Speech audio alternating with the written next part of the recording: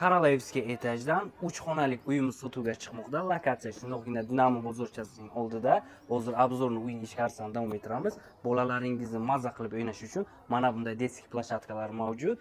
Narxi zo'r, uyni egalariga pul kerak.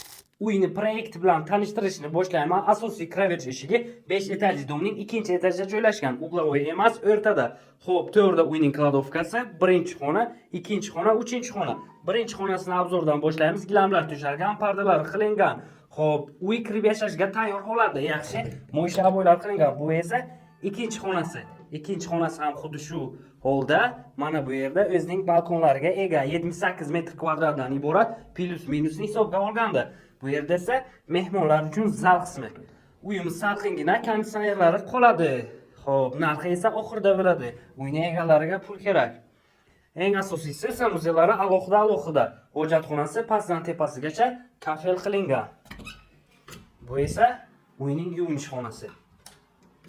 3 xonalik izlab yurganlar uchun juda ham zo'r variant. Ovqat pishirib, ovqatlanish uchun zona qilsangiz bo'ladi. Kvartiraga 40.800 so'rashmoqda. Yana ozgina kelishadigan joyi bor. Qiziq bo'lsa pastda telefon nomer qoldiramiz. Aloqaga chiqib kelaverasiz.